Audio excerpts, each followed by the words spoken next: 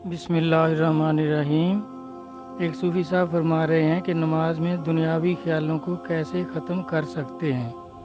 میرا بھائی، احادیث مبارکہ سے یہ بالکل ثابت ہے کہ خیالات کبھی بھی ختم نہیں ہوتے۔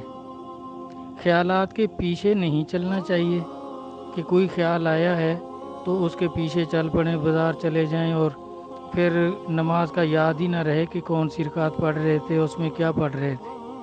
اس میں حاضر رہنا ہے، باقی خیالات ختم نہیں ہوتے۔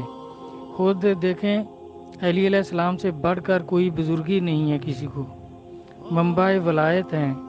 تو نبی علیہ السلام نے ایک دفعہ مال غنیمت میں 2 چادریں آئیں، ایک سرخ تھی ایک سبز تھی، تو آپ نے فرمایا بھی جو بغیر خیال کے نماز پڑھے اس کو ایک چادر انعام میں دے دیں گے۔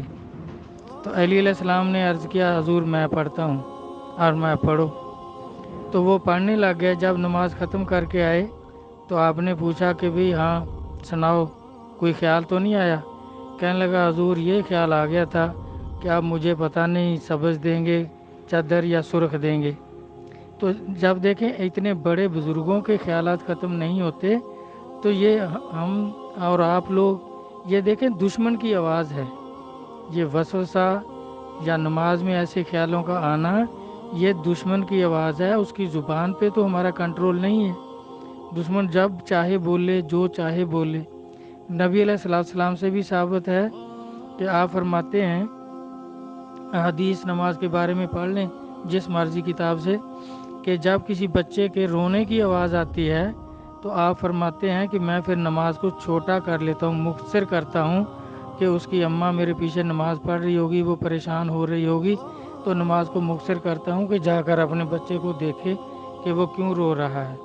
تو اس طرح بزرگان دین نے بھی اس کے بارے میں سب ارشادات موجود ہیں کہ خیالات ختم نہیں ہو سکتے۔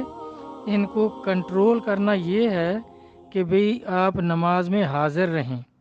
پہلی رکعت پڑھ رہے ہیں تو ذہن اس طرف رکھیں کہ میں پہلی رکعت پڑھ رہا ہوں، ابھی میں نے سبحان اللہ پڑھ لی ہے، الحمد شریف پڑھنی ہے، پھر سورت ملا رہے ہیں، پھر رکوع ہے، سجدہ ہے اور پہلی رکعت ہے۔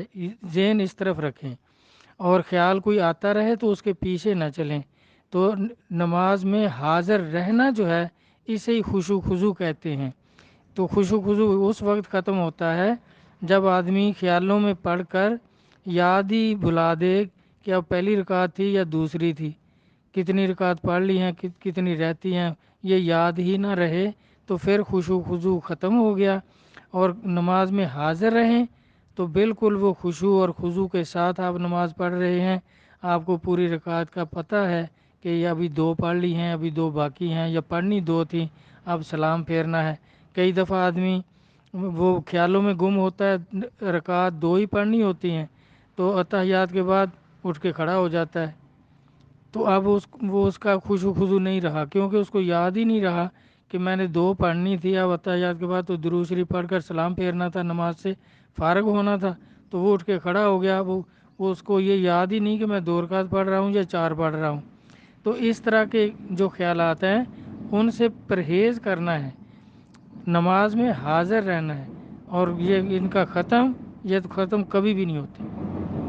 اللہ حافظ۔